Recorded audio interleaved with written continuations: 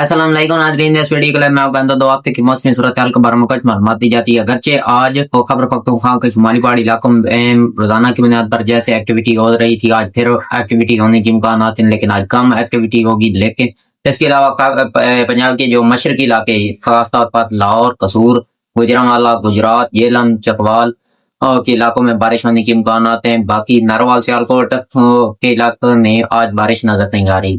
یہ بارش بھی آج رات کو نظر آ رہی ہے، لیکن محدود علاقوں میں ہے۔ کل پھر آرام رہے گا، البتہ 22 اور 23 کو جو بارش سے پہلے وہ وائڈ سپریڈ ہوتا ہوا نظر آ رہا ہے، جس میں خیبر پختونخوا کے زیادہ تر علاقے، پشاور، متان، سوابق، کوہاٹ، اٹک، بنو، کرک، بٹگرام کے علاقے، یہاں پر بارش ہونے کے امکانات ہیں۔ اس کے علاوہ جو پنجاب کے پٹوار کے علاقے، مشرقی پنجاب کے تمام علاقے، وسطی پنجاب کے تقریباً جنگ تک بارش ہونے کے امکانات ہیں۔ منڈی شاہ جملہ میں بارش ہو سکتی ہے، چھوٹا سہیوال، سرگوتا، خوشاب، یارآباد، اس کے علاوہ بڑا سہیوال بارش ہونے کے امکانات ہیں۔ اس کے علاوہ کوسلمان کے ڈیرہ اسماعیل خان، پکھر، لیا، توسط علاقے، میاں والی کے علاقے میں بارش ہونے کے امکانات ہیں۔ باقی یہ بارش ملتان اور رحیم یار خان کے کچھ محدود علاقوں میں بھی بارش ہو سکتی ہے۔ باقی بلوچستان کے ذوب میں بھی کچھ ہلکی پھلکی بارش ہونے کے امکانات ہیں۔ باقی 24 کو بارش نظر آ رہی تھی، اب 24 سے لے کر خاص ستمبر تک موسم خشک رہے گا،